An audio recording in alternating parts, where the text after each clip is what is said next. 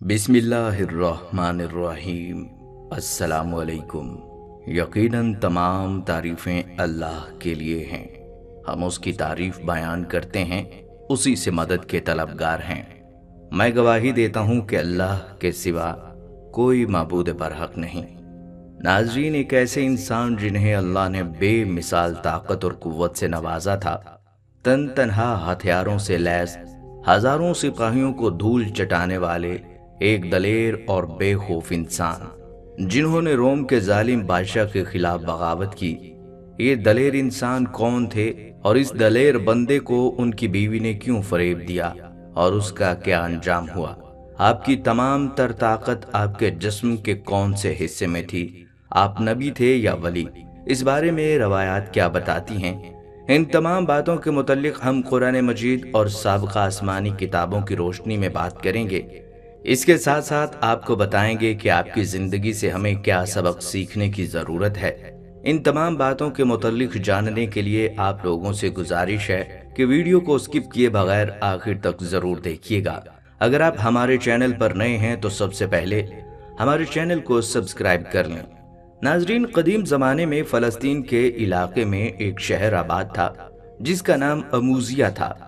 अमूजिया उस वक्त यूनान की वसी सल्तनत का हिस्सा था और यहाँ के लोग पत्थरों की बड़ी बड़ी इमारतें बनाकर बड़ी शान से रहते थे। यूनानी मज़ाहिब और अकायद यहाँ के लोगों पर बहुत असरअंदाज थे, लिहाजा वो सितारों, पत्थरों और यूनानी देवताओं के बुत बनाकर उनकी पूजा किया करते थे। उनके मजहबी रहनुमाओं ने मुख्तलिफ देवताओं के नाम रखे हुए थे, जिनमें बारिश, तूफान, सूरज, चांद, रिज्क और ताकत के अलग अलग देवता थे। लोगों को मुतासिर करने के लिए उन्होंने इन देवी देवताओं के मुतल्लिक निहायत ही अजीबो गरीब कहानियां मशहूर कर रखी थी। अमूजिया के लोग इन देवी देवताओं के अफसानों को बहुत ही दिलचस्पी से सुना करते थे और इनके अकीदतमंद थे। शहर अमूजिया के बादशाह का नाम फौता था। वो निहायत ही जालिम और जाबिर इंसान था। जो कोई भी बादशाह का हुक्म न मानता, वो उसे बेरहमी और अजियत के साथ मार डालता। वो मामूली बातों पर लोगों को कैदी बना लिया करता था। फौता ने हिजरे रूम के किनारे एक बहुत बड़ा महल बनवाया था, जहां वो हर साल अपने देवी देवताओं को खुश करने के लिए जश्न मनाया करता था, जिसमें खूब नाच गाने, रक्स, आतिशबाजी, यहाँ तक के जनाकारी भी हुआ करती थी। इस इमारत के बड़े बड़े सुतून थे और वो दूर से ही नजर आता था। बादशाह के पास 6000 सिपाहियों का एक ताकतवर और तरबियत याफ्ता फौजी लश्कर था। फोता को इस बात का गरूर था कि उसके पास एक ऐसा लश्कर है जिसे दुनिया की कोई फौज शिकस्त नहीं दे सकती। शहर अमूजिया के गिरदो नवा में छोटे बड़े बहुत सारे देहात और गांव आबाद थे, जिनमें बनी इसराइल के मुख्तलिफ यहूदी कबीले भी बसे हुए थे। वो गरीब लोग थे और खेती बाड़ी करने के साथ भेड़ बकरियां पाल कर गुजारा करते थे। फोता के सिपाही अक्सर इन देहातों पर हमला करते और उनकी भेड़ बकरियां और मालो ज़र लूट लेते। जुल्म की इंतहा ये थी कि वो यहूदी मर्दों को भी कत्ल कर देते और औरतों को अपनी कनीज बना लेते और उन पर तरह तरह के जुल्म ढाते। बनी इसराइल कमजोर थे और फोता के लश्कर को शिकस्त न दे सकते थे। बनी इसराइल खुदा बंदे खुदा से दुआ करते और इस जुल्म से निजात पाने के लिए गिड़गिड़ाया करते। आखिरकार एक दिन यहूदियों के तमाम बुजुर्ग एक जगह जमा हुए और ये मशवरा किया कि फौता के खिलाफ एक ऐसे शख्स को खड़ा किया जाए जो उसकी ताकत और गुरूर को चिकनाचूर कर दे। कुछ लोगों ने एक काफिले से ये सुन रखा था कि करीब के इलाके में एक बहुत ताकतवर शख्स रहता है जो बहुत ही इबादत गुजार है और अक्सर रोजे रखता है, लेकिन निहायत ही मजबूत और ताकतवर है, जिसने एक दफा अपने हाथों से बगैर किसी खंजर या तलवार के एक खूनखार शेर को भी मार डाला। चुनांचे बनी इसराइल के लोगों ने यह फैसला किया कि हम सब उस शख्स के पास जाकर फोता की शिकायत करेंगे और उससे ये गुजारिश करेंगे कि वो हमारी मदद करे। दरअसल ये शख्स अल्लाह के पैगंबर हजरत शमून अलैहिस्सलाम थे। कुछ उलमा उन्हें नेक वली करार देते हैं, अलबत्ता तौरात और इंजील में शमून अलैहिस्सलाम को नबी करार दिया गया है, जिन्हें अल्लाह ताला ने गैर मामूली ताकत से नवाजा था और इनकी ये बेमिसाल ताकत ही इनका मौजज़ा थी। मुर्रिखीन के मुताबिक शमून अलैहिस्सलाम खुद यहूदी थे और आपका ताल्लुक बनी इसराइल के कबीला बनु दान से था। آپ کے والد کا نام مانوح تھا۔ بہرحال جب یہودی شمون علیہ السلام کے پاس پہنچے اور بادشاہ کے ظلم کے متعلق بتایا تو آپ علیہ السلام نے اس ظلم کے خلاف لڑنے کا فیصلہ کر لیا اور مظلوم لوگوں کے لیے مسیحا بن گئے۔ پہلے تو شمون علیہ السلام فوطا کے دربار میں تشریف لے گئے اور اسے اور ان کے پیروکاروں کو دین کی دعوت دی۔ آپ علیہ السلام نے اسے ظلم و جبر اور شرک و بت پرستی سے توبہ کرنے کو کہا اور اسے عذاب الہی سے ڈرایا، لیکن اہل اموزیہ اور بادشاہ فوطا نے شمون علیہ السلام کی دعوت کو سرے سے انکار کر دیا اور بادشاہ آپ کی جان کا دشمن بن بیٹھا۔ لہٰذا شمون علیہ السلام نے اب فوطا اور اس کے لشکر سے لڑنے کا فیصلہ کیا۔ حضرت شمون اکیلے ہی فوطا کی فوج سے ٹکرا گئے اور تن تنہا اس کے سینکڑوں بلکہ ہزاروں فوجیوں کو مار ڈالا۔ جب فوطا کو اس کی خبر ہوئی تو وہ گھبرا گیا اور حیران رہ گیا کہ کوئی انسان اس قدر طاقتور کیسے ہو سکتا ہے جو ایک ایسی فوج کو اکیلے شکست دے دے جنہیں آج تک کوئی شکست نہ دے پایا ہو۔ فوطا نے اپنے سپاہیوں کو حکم دیا کہ شمون کو ایک لوہے کے جال میں پھنسا لیں۔ لہٰذا جب دوسری مرتبہ جنگ ہوئی تو سپاہیوں نے آپ علیہ السلام کو جال میں پھنسا دیا، لیکن شمون علیہ السلام اس قدر طاقتور تھے کہ آپ نے لوہے کی زنجیر نما رسیوں کو بھی توڑ ڈالا۔ حضرت شمون نے فوطا اور اس کے فوجیوں کو خبردار کیا اگر انہوں نے عام لوگوں پر ظلم و ستم بند نہ کیے تو وہ اس طریقے سے نقصان اٹھاتے رہیں گے اور تباہ و برباد ہو جائیں گے۔ اب شمون علیہ السلام یہودیوں کے مسیحا بن چکے تھے اور پورے روم یعنی یونان میں آپ کی شہرت عام ہو چکی تھی۔ اب جہاں کہیں بھی فوطا کی فوج ظلم کرنے جاتی، شمون علیہ السلام وہاں پہنچ جاتے اور انہیں وہاں سے مار کر کھدیڑ دیتے۔ کہتے ہیں کہ شمون علیہ السلام ہر سال تقریباً 4 مہینے برابر فوطا کی فوج سے جنگ و جہاد کرتے اور باقی وقت عبادت الہی میں مشغول رہتے۔ روایت ہے کہ شمون علیہ السلام کی بیوی نہایت ہی نیک اور پارسا عورت تھی جو آپ کی حمایت کیا کرتی تھی۔ کافروں نے آپس میں مشورہ کیا کہ شمون علیہ السلام کی بیوی کو فریب دے کر انہیں شہید کیا جا سکتا ہے، لہٰذا حضرت شمون علیہ السلام کی غیر موجودگی میں بادشاہ اموزیہ کا وزیر آپ کی بیوی کے پاس آیا اور کہنے لگا کہ بادشاہ فوطا تمہیں اپنی ملکہ بنانا چاہتا ہے اور عیش و عشرت کی زندگی دینا چاہتا ہے، لیکن اس کے لیے تمہیں یہ کام کرنا ہوگا کہ اپنے شوہر شمون کو کسی بھی طرح سے مارنا ہوگا۔ چنانچہ کافروں کے فریب میں آ کر وہ راضی ہو گئیں اور اس کے دل میں مال و دنیا کی لالچ جاگ اٹھی۔ ایک رات حضرت شمون کی بیوی نے سوتے وقت حضرت شمون کو ایک زنجیر سے باندھ لیا۔ جب حضرت شمون اٹھے تو ہاتھ پاؤں اٹھتے ہی زنجیر ٹوٹ گئی۔ اس بات کی خبر بادشاہ کو پہنچی کہ شمون نے زنجیر کو بھی طاقت سے توڑ ڈالا ہے۔ تب بادشاہ بولا کہ لوہے کی زنجیر سے اور کوئی چیز مضبوط نہیں۔ چنانچہ کچھ دنوں بعد حضرت شمون لڑائی سے واپس آئے تو اپنی بیوی کے ساتھ باتیں کر رہے تھے۔ تب آپ کی بیوی نے آپ کی قوت اور طاقت اور لڑائی کی باتیں شروع کر دیں۔ باتوں ہی باتوں میں آپ کی بیوی نے پوچھا، اے حضرت، میں نے آپ کو رسی اور لوہے کی زنجیر میں باندھ کر آزمایا اور آپ نے دونوں چیزوں کو توڑ ڈالا، بھلا کوئی ایسی چیز بھی ہے جس سے آپ کو باندھ کر رکھا جا سکے؟ تب شمون علیہ السلام نے کہا، ہاں، ایک ایسی چیز ہے، میرے سر کا بال، جس سے اگر مجھے باندھا جائے تو میں اسے توڑ نہیں سکتا۔ لہٰذا جب رات ہوئی اور شمون علیہ السلام سو گئے تو آپ کی بیوی نے آپ کے بال کو کاٹ دیا اور انہی بالوں کو رسی بنا کر آپ کے ہاتھ پاؤں کو مضبوطی سے باندھ دیا۔ جب وہ نیند سے اٹھے تو اپنی بیوی سے پوچھا کہ مجھے کس نے یوں باندھ رکھا ہے؟ بیوی نے کہا کہ میں نے ہی باندھا ہے۔ حضرت شمون نے کہا، اگر میں ذرا سا بھی ہلوں یا زور کروں تو میرے جسم کی تمام ہڈیاں ٹوٹ جائیں گی، لیکن آپ کی بیوی نے شاہ اموزیہ کو اس بارے میں پہلے ہی خبر دے دی تھی۔ پس اس رات بادشاہ کے سپاہیوں نے آپ کے گھر کو چاروں طرف سے گھیر لیا۔ انہوں نے شمون علیہ السلام کی آنکھیں نکال لیں اور زبان کاٹ کر بادشاہ کے دربار میں لے گئے۔ جب انہیں فوطا کے دربار میں لایا گیا تو اموزیہ کے لوگ یہ منظر دیکھ رہے تھے اور وہاں شدید ہنگامہ مچا ہوا تھا۔ کوئی شخص کہتا تھا کہ اس نے میرے باپ کو مارا ہے، کوئی شخص کہتا تھا یہ میرے بھائی کا قاتل ہے۔ غرض یہ کہ ہر شخص جو وہاں موجود تھا کوئی نہ کوئی دعویٰ کرتا اور سب حضرت شمون علیہ السلام کے دشمن تھے۔ بادشاہ کے حکم سے شمون علیہ السلام کے ہاتھ پاؤں توڑ دیے گئے اور انہیں اٹھا کر دریا کے کنارے ڈال دیا گیا۔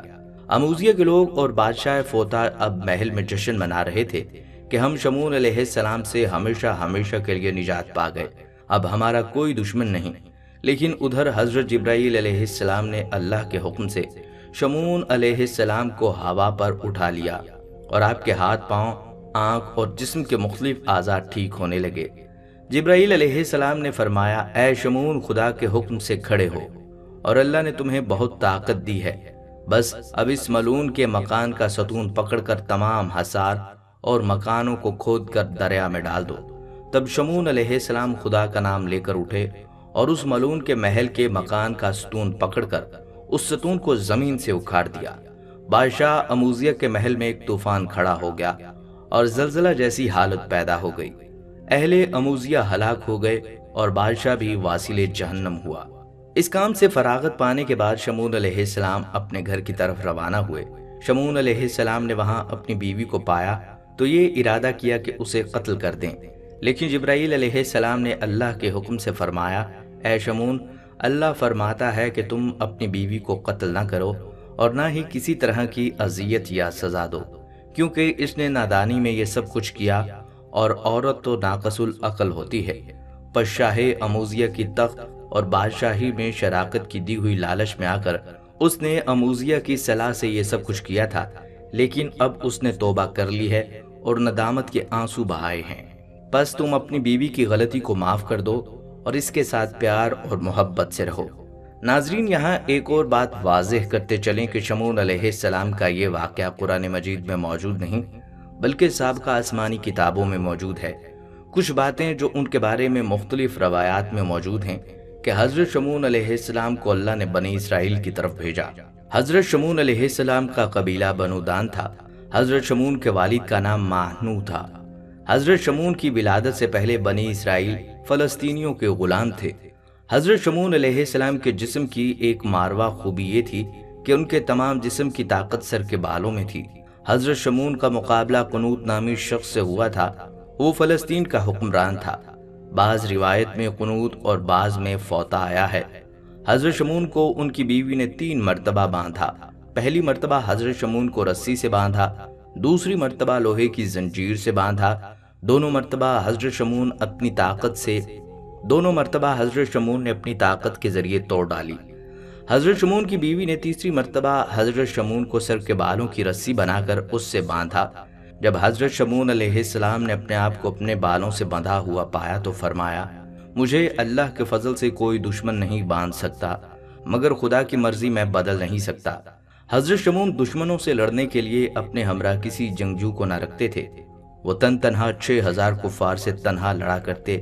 اب سال میں 4 ماہ جنگ حالت میں رہتے۔ حضرت شمون کو بادشاہ اموزیہ نے گرفتار کیا اور ان کے ہاتھ، پاؤں، ناک اور زبان کاٹ ڈالی اور آنکھیں نکلوا دیں اور دریا میں پھینکنے لگے تو گرنے سے پہلے حضرت جبرائیل علیہ السلام نے انہیں تھام لیا۔ حضرت جبرائیل علیہ السلام نے آپ کو ہوا میں پکڑ کر آپ کے بدن کو درست کیا۔ تدرستی کے بعد حضرت شمون علیہ السلام نے شاہ اموزیہ کے محل کو نیست و نابود کر دیا۔ جب حضرت شمون نے بیوی کو سزا دینا چاہی تو حضرت جبرائیل علیہ السلام نے منع فرما دیا۔ آپ نے 1000 سال کی عمر پائی۔ آپ نے نبوت کا 20 سال گزارا۔ حضرت شمون کو عیسائی سیمسن کے نام سے پکارتے ہیں۔ ناظرین، حضرت شمون کے بارے میں ایک روایت ان کی حضرت موسیٰ علیہ السلام سے ملاقات کے بارے میں بھی ملتی ہے۔ اب اگر بات کریں اسلامی روایات کی تو ایک حدیث مبارکہ میں آپ کا تذکرہ ملتا ہے، تاہم علماء کرام نے آپ کو بنی اسرائیل کے ولی لکھا ہے۔ اسلامی روایات میں ہے کہ ایک دن خاتم النبیین حضرت محمد صلی اللہ علیہ وآلہ وسلم نے صحابہ کرام رضی اللہ تعالیٰ عنہم اجمعین کے سامنے بنی اسرائیل کے حالات بیان فرمائے، اور دوران وعظ و نصیحت حضور صلی اللہ علیہ وآلہ وسلم نے ایک عبادت گزار بندے کا بھی ذکر فرمایا جس کا نام حضرت شمون رحمۃ اللہ علیہ تھا، جو عبادت گزاری کے لیے ضرب المثل تھے۔ 1000 مہینے تک روزے رکھتے، رات بھر خدا کی عبادت اور نماز میں مشغول رہتے، دن کے وقت ہتھیار باندھ کر خدا کی راہ میں جہاد کرتے، غریب لوگوں کی حمایت کرتے، مشرکوں اور کافروں کی سرکوبی کرتے اور ان کے مال کو غربا میں تقسیم کرتے۔ جسمانی اور روحانی طاقت کا یہ حال تھا کہ لوہے کی بھاری بھاری مضبوط زنجیریں عورتوں کی چوڑیوں کی طرح ان کے ہاتھ سے ٹوٹ کر گر جایا کرتیں۔ کفار نے جب دیکھا کہ شمون رحمت اللہ علیہ پر کوئی حربہ کارگر نہیں ہوتا تو انہوں نے آپ کی بیوی کو ساتھ ملانے کی کوشش کی تاکہ حضرت شمون رحمت اللہ علیہ کو اپنی حراست میں کسی نہ کسی طرح لیا جائے۔ چنانچہ فاسق لوگوں نے حضرت شمون علیہ السلام کی بیوی سے جا کر کہا، اگر تم اپنے خامند کو رات کے وقت سوتے ہوئے مضبوط رسیوں سے جکڑ کر باندھ دو اور پھر صبح کو ہمارے حوالے کر دو تو اس کے بدلے تمہیں بہت سارا مال و دولت دیا جائے گا۔ بیوی دولت کے لالچ میں آ گئی اور اپنے بہادر اور پکے دیندار شوہر کی کچھ پرواہ نہ کرتے ہوئے اس کو رات کو مضبوط رسیوں سے باندھ دیا۔ صبح کو جب حضرت شمعون علیہ السلام بیدار ہوئے تو انہوں نے اپنی بیوی سے پوچھا، کیا بات ہے، مجھے کس نے باندھا ہے؟ ہوشیار بیوی نے اپنی محبت اور وفاداری کا نقلی ثبوت دیتے ہوئے جواب دیا کہ میں نے آپ کی قوت کا اندازہ کرنا چاہا تھا، کیونکہ میں آپ کی قوت کا کرشمہ اپنی آنکھوں سے دیکھنا چاہتی ہوں۔ یہ سحر بیانی سن کر حضرت شمعون علیہ السلام خاموش ہو گئے اور بات رفع دفع ہو گئی اور آپ نے رسیوں کو کھول دیا۔ اس واقعے کے بعد آپ کی بیوی اس طاق میں لگی رہی کہ جب موقع ملے تو آپ کا کام تمام کر دیا جائے۔ چنانچہ چند دنوں بعد دوبارہ موقع پا کر ایک رات پھر اپنے شوہر کو لوہے کی زنجیر میں جکڑ دیا، مگر اللہ کے اس بندے حضرت شمعون علیہ السلام کے جسم پر لوہے کی زنجیر کا بھی کوئی اثر نہ ہوا، اور بیدار ہوتے ہی ایک جھٹکے میں زنجیر کی ایک کڑی ٹوٹ کر الگ ہو گئی۔ حضرت شمعون علیہ السلام نے اپنی بیوی سے پوچھا کہ اس نے یہ کیا کیا؟ بیوی نے دوبارہ اپنی بات سے معاملہ ٹال دیا اور کہا، میں صرف آپ کی طاقت آزما رہی تھی کہ کیا آپ پر لوہے کی زنجیر کا اثر ہوتا ہے۔ حضرت شمعون علیہ السلام نے جواب میں راز ظاہر کر دیا اور کہا، میں ولی ہوں اور دنیا کی کوئی چیز مجھ پر اثر نہیں کر سکتی مگر میرے سر کے بال۔ آخرکار بیوی کو جب بھید معلوم ہو گیا تو اس نے ایک رات حضرت شمعون علیہ السلام کو ان کے بالوں کے ساتھ باندھ دیا۔ آپ نے کھولنے کی بہت کوشش کی مگر تمام کوششیں رائے گاں ہو گئی۔ لالچی بیوی نے اس حالت میں حضرت شمعون علیہ السلام کو ایک ستون سے باندھ کر آپ کی ناک کاٹ ڈالی اور آنکھیں نکال دیں۔ اللہ تبارک و تعالیٰ کے اس ولی کی بے عزتی پر غضب الہی نے ان سارے لوگوں کو زمین میں دھنسا دیا اور دھوکہ دینے والی بیوی پر قہر کی بجلی گری اور وہ خاک ہو گئی۔ ناظرین، صحابہ اکرام رضی اللہ تعالیٰ عنہم اجمعین نے حضرت شمعون علیہ السلام کی تکالیف، آپ کی بندگی اور 1000 مہینے تک جہاد فی سبیل اللہ کا حال سن کر رسول پاک صلی اللہ علیہ وآلہ وسلم سے عرض کیا، یا رسول اللہ صلی اللہ علیہ وآلہ وسلم، ہم تو کسی بھی طرح حضرت شمعون علیہ السلام کی عبادت و ریاضت کا ثواب اور اجر حاصل نہیں کر سکتے، کیونکہ ہماری عمریں تو اتنی لمبی نہیں ہیں۔ تو صحابہ کرام رضی اللہ تعالیٰ عنہم اجمعین کی حسرت انگیز آرزو پر اللہ تعالیٰ نے شب قدر جیسی بابرکت رات عطا فرمائی کہ اس رات کی عبادت حضرت شمعون علیہ السلام کی 1000 مہینے کی عبادت سے بہتر ہے۔ ناظرین، اگر ان دونوں روایات کا جائزہ لیں تو دونوں روایات میں ان کی عبادت اور بہادری کا تذکرہ موجود ہے، تاہم اختلاف ان کی نبوت پر ہے۔ سابقہ کتب میں ان کو نبی لکھا گیا ہے اور اسلامی روایات میں ولی، اور اس بات سے ہم سب واقف ہیں کہ سابقہ آسمانی کتب تحریف شدہ ہیں۔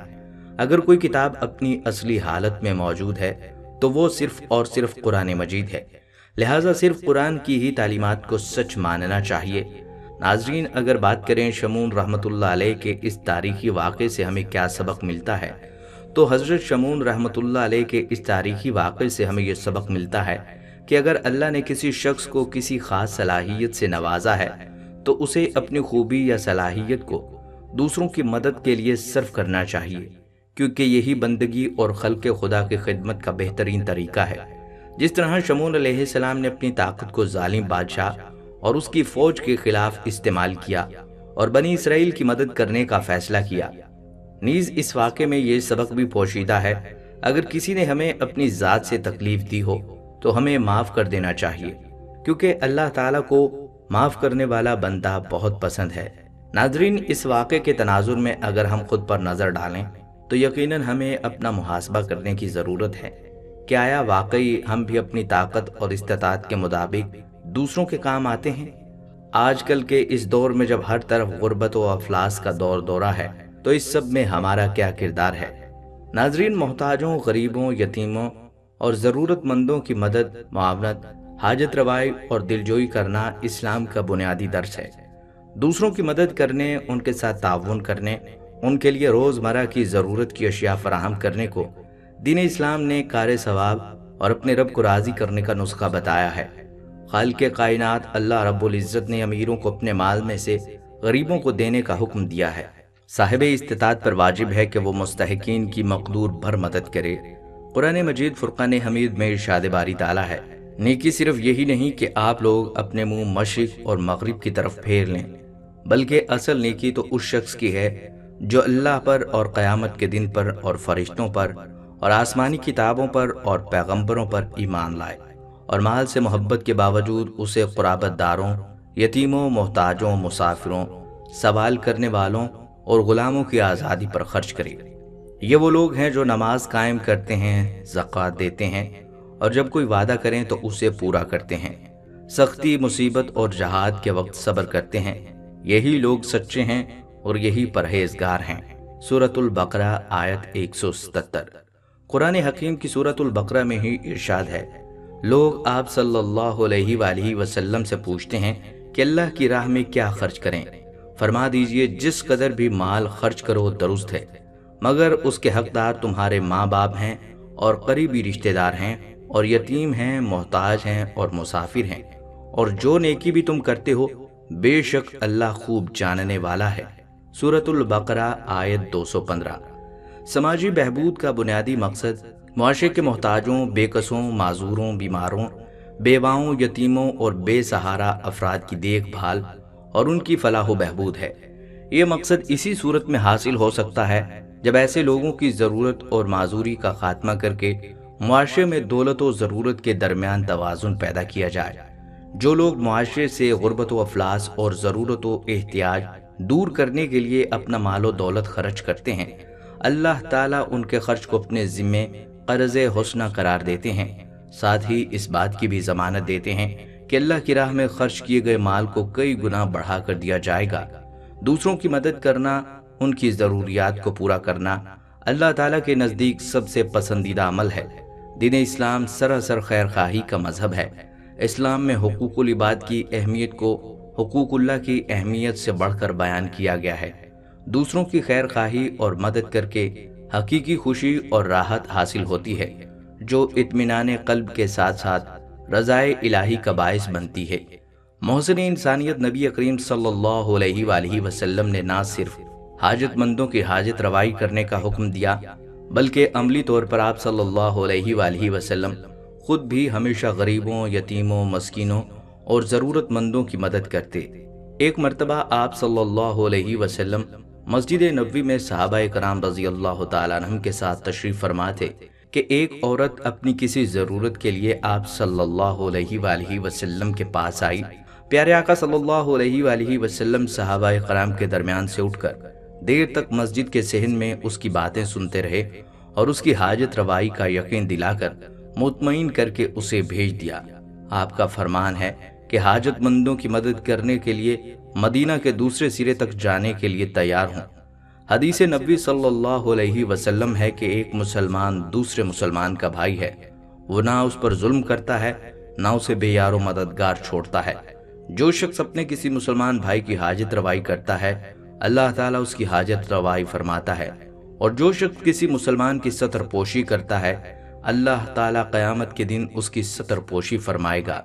ارشاد نبوی صلی اللہ علیہ وسلم ہے کہ اللہ تعالیٰ اس وقت تک اپنے بندے کے کام میں مدد کرتا رہتا ہے جب تک وہ بندہ اپنے مسلمان بھائی کے کام میں مدد کرتا رہتا ہے۔ حضور صلی اللہ علیہ وسلم نے فرمایا، تمہارے خادم یعنی محتاج تمہارے بھائی ہیں، اللہ تعالیٰ نے ان کو تمہارے ماتحت کر دیا۔ جس کا بھائی اس کے ماتحت ہو، جو کھانا خود کھائے اس میں اسے کھلائے، جو کپڑا خود پہنے اسے پہنائے، اور اس سے ایسی مشقت نہ لے جو اس کی طاقت سے باہر ہو۔ اگر اس کی طاقت سے بڑھ کر کوئی کام اس کے سپرد کرے تو خود بھی اس کی مدد کرے۔ بروایت بخاری و مسلم۔ نبی کریم صلی اللہ علیہ وآلہ وسلم کا ارشاد ہے، یقیناً صدقہ اللہ رب العزت کے غضب کو ٹھنڈا کرتا ہے اور بری موت کو دور کرتا ہے۔ لیکن آج ہم دیکھیں اسلام کی روشن تعلیمات سے دور ہو کر ہمارا طرز زندگی، ہمارا طرز معاشرت بہت عجیب سا ہو گیا ہے۔ بے حسی تو آج کے معاشرے کا معمول بنتی جا رہی ہے۔ ہمیں اپنے رشتہ داروں، ہمسایوں، ضرورت مندوں کے دکھ درد کا احساس ہی نہیں۔ ہم خود تو پیٹ بھر کر کھاتے ہیں، لیکن برابر میں رہنے والے بھوکے پڑوسی کی طرف مڑ کر نہیں دیکھتے۔ اس کے بچے روٹی کو ترستے ہیں اور ہم اپنے بچے پر ضرورت سے زائد خرچ کرتے ہیں۔ ہمیں اس بے حسی اور بے جا اسراف پر شرمندگی بھی نہیں ہوتی۔ ہمیں فلاح انسانیت کے لیے اپنا طرز زندگی بدلنا ہوگا، جیسا کہ صحابہ اکرام رضی اللہ تعالیٰ عنہم نبی کریم صلی اللہ علیہ وآلہ وسلم کے کہنے پر اپنی جان و مال اپنے مسلمان بھائیوں پر نچھاور کرنے کے لیے ہمتاً تیار رہتے تھے، اسی طرح آج ہمیں بھی اسلامی تعلیمات پر عمل پیرا ہونے کی ضرورت ہے۔ ہمیں غور کرنا چاہیے کہ رشتہ داروں، غربا و مساکین، ہمسایوں اور ملازمین کے ساتھ ہمارا برتاؤ کیسا ہے۔ کہیں ہم اسلامی تعلیمات کی خلاف ورزی کر کے جہنم کا ایندھن بننے کی تیاری تو نہیں کر رہے؟ آج ہمیں خود کو نکھارنے اور اپنے اندر اعلیٰ اوصاف پیدا کرنے کی کوشش کرنی چاہیے۔ اپنے لیے تو سبھی جیتے ہیں، کیوں نہ دوسروں کے لیے بھی جیا جائے، دوسروں کی مشکلات و مسائل کو محسوس کرتے ہوئے ان کا ہاتھ بٹایا جائے۔ ہماری مدد اور معاونت سے اگر کسی کی جان بچ سکتی ہے، کسی کی مشکل آسان ہو سکتی ہے، کسی مجبور کا علاج ہو سکتا ہے، کسی کے حصول رزق میں معاونت ہو سکتی ہے، کسی کی مجبور بیٹی کی شادی ہو سکتی ہے، کسی کے بچوں کا طرز زندگی بہتر ہو سکتا ہے، کسی کو حصول علم میں مدد دی جا سکتی ہے، تو یہ ہمارے لیے باعث اعزاز اور باعث راحت ہے۔ لہٰذا ہمیں اپنی زندگی کو اس انداز سے گزارنے کی کوشش کرنی چاہیے کہ دین و دنیا کی خوشنودی کے ساتھ ساتھ دلی اطمینان بھی حاصل ہو۔ یہی حقیقی زندگی ہے۔ ناظرین، دوسرا سبق جو اس واقعے سے ہمارے لیے موجود ہے وہ ہے معاف کرنا۔ ناظرین، دوسروں کے قصور اور ان کی غلطیاں معاف کر دینا یہ خدا کی صفت ہے۔ یہی صفت خدا اپنے بندوں میں دیکھنا چاہتا ہے۔ قرآن مجید میں اللہ تعالیٰ نے اسی بات کو اہل ایمان کو مخاطب کرتے ہوئے یوں ذکر کیا ہے کہ پس معاف کر دو اور درگزر کرو۔ کیا تمہیں یہ پسند نہیں کہ اللہ تمہیں معاف کر دے؟ اور اللہ تو بخشنے والا، رحم کرنے والا ہے۔ سورہ نور آیت 22۔ آیت مبارکہ میں اللہ تعالیٰ نے دوسروں کے قصور معاف کر دینے پر ابھارا ہے، اور اس کے لیے یہ بات ارشاد فرمائی ہے کہ معاف کر دینے والے کو اللہ بھی معاف کر دیتا ہے۔ اس کی مزید وضاحت نبی کریم صلی اللہ علیہ وآلہ وسلم کے اس ارشاد سے ہوتی ہے کہ تم مخلوق پر رحم کرو، وہ تم پر رحم کرے گا، اور تم لوگوں کو معاف کر دو، اللہ تمہیں معاف کر دے گا۔ قرآن مجید میں اللہ تعالیٰ نے اہل ایمان کے اوصاف کا ذکر کرتے ہوئے ارشاد فرمایا، وہ لوگوں کو معاف کر دینے والے ہوتے ہیں اور اللہ محسنین کو پسند کرتا ہے۔ سورہ آل عمران آیت 134۔ یعنی اللہ تعالیٰ کو دوسروں کے قصور اور غلطیاں معاف کر دینے والے بہت پسند ہیں۔ جب خدا اپنی تمام تر عظمت و جلال کے باوجود انسان کو معاف کر دیتا ہے، ہر وہ شخص جو خدا سے اپنے گناہوں کی معافی کا طلبگار ہے، اسے چاہیے کہ پہلے خود دوسروں کو معاف کرے، کہ جو معاف کرے گا وہ معاف کر دیا جائے گا۔ نبی کریم صلی اللہ علیہ وآلہ وسلم کی پوری زندگی عفو و درگزر، رحم و کرم، محبت و شفقت سے عبارت ہے، اور اس کی گواہی خود قرآن نے اور آپ صلی اللہ علیہ وآلہ وسلم کے ساتھیوں نے دی۔ اللہ تعالیٰ نے ایک مقام پر آپ صلی اللہ علیہ وآلہ وسلم کے اخلاق کا ذکر کرتے ہوئے ارشاد فرمایا، اللہ تعالیٰ کی عنایت اور رحمت سے آپ صلی اللہ علیہ وآلہ وسلم ان کے لیے نرم خو ہیں۔ اگر آپ صلی اللہ علیہ وآلہ وسلم قج خلق اور سخت مزاج ہوتے تو یہ یعنی وہ لوگ جو آپ کے گرد جمع ہوئے ہیں آپ صلی اللہ علیہ وآلہ وسلم سے ہٹ جاتے۔ سورہ آل عمران۔ ام المومنین حضرت عائشہ صدیقہ رضی اللہ تعالیٰ عنہ کہتی ہیں کہ آپ صلی اللہ علیہ وآلہ وسلم نے کبھی کسی غلام، لونڈی، عورت، بچہ یا خادم کو نہیں مارا سوائے جہاد فی سبیل اللہ کے، اور کبھی آپ صلی اللہ علیہ وآلہ وسلم نے اپنی ذات کے لیے کسی سے انتقام نہیں لیا۔ لیکن اگر کوئی حدود اللہ کی بے حرمتی کرتا تو نبی کریم صلی اللہ علیہ وآلہ وسلم اسے برداشت نہیں کرتے اور اللہ کے لیے اس کا انتقام لیتے۔ باروایت مسلم۔ آپ صلی اللہ علیہ وآلہ وسلم نے مکہ والوں کو معاف کر دیا، طائف والوں کو معاف کر دیا، حضرت عائشہ صدیقہ رضی اللہ تعالیٰ عنہ پر جھوٹا الزام لگانے والوں کو معاف کر دیا۔ بلا شبہ آپ صلی اللہ علیہ وآلہ وسلم کی زندگی تمہارے لیے بہترین نمونہ ہے۔ سورہ احزاب آیت 21۔ اگر کوئی اپنے اوپر ہونے والے ظلم اور زیادتی کا بدلہ لینا چاہے تو شریعت نے اس کو بھی اجازت دی ہے، لیکن وہ بدلہ بھی اتنا ہی ہونا چاہیے جتنا ظلم کیا گیا ہو۔ البتہ اس بدلے کو بھی قرآن مجید نے ایک طرح سے برائی ہی کہا ہے۔ اس کے برعکس جو معاف کر دینے کو ترجیح دیتا ہے اسے اللہ تعالیٰ نے اصلاح کرنے والا قرار دیا ہے، اور اس کا اجر اللہ کے ذمے ہے۔ اللہ تعالیٰ ارشاد فرماتے ہیں، برائی کا اسی مقدار میں برائی سے بدلہ دیا جائے، لیکن جو معاف کرے اور اصلاح کر لے تو اس کا اجر اللہ کے ذمے ہے۔ سورہ شورى آیت 40۔ حضرت انس رضی اللہ تعالیٰ عنہ سے مروی ہے کہ رسول اللہ صلی اللہ علیہ وآلہ وسلم نے ارشاد فرمایا، جب بندہ حساب کے لیے میدان حشر میں کھڑا ہوگا تو ایک منادی آواز دے گا، جس کا اجر اللہ کے ذمے ہے وہ کھڑا ہو جائے اور جنت میں داخل ہو جائے۔ کوئی کھڑا نہ ہوگا۔ پھر دوبارہ اعلان کیا جائے گا، فرشتہ کہے گا یہ وہ افراد ہیں جو لوگوں کو معاف کرتے تھے۔ پس ایسے ہزاروں لوگ کھڑے ہو جائیں گے اور بغیر حساب کتاب کے جنت میں داخل ہو جائیں گے۔ ناظرین، اسی طرح حضرت ابو ہریرہ رضی اللہ تعالیٰ عنہ ایک حدیث روایت کرتے ہیں جس میں رسول اللہ صلی اللہ علیہ وآلہ وسلم نے ارشاد فرمایا، حضرت موسیٰ علیہ السلام نے اللہ سے پوچھا کہ آپ کے بندوں میں سے آپ کے نزدیک سب سے معزز کون ہے؟ اللہ تعالیٰ نے جواب دیا، جو بدلے کی طاقت رکھنے کے باوجود معاف کرتے۔ خواتین و حضرات، یہ تھی ہماری آج کی ویڈیو۔ آخر میں اللہ تعالیٰ سے دعا گو ہیں کہ وہ ہمارے اندر یہ دونوں صفات پیدا فرمائیں۔ ہم امید کرتے ہیں کہ آپ کو ہماری یہ ویڈیو ضرور پسند آئی ہوگی۔ اگر آپ کو ہماری یہ ویڈیو پسند آئی ہے تو آپ سے گزارش ہے کہ آپ ہمارے چینل کو ضرور سبسکرائب کر لیں اور ساتھ ہی لگے بیل کے بٹن کو بھی پریس کر لیں تاکہ آپ کے پاس ہماری آنے والی مزید معلوماتی ویڈیوز کا نوٹیفیکیشن بر وقت ملتا رہے۔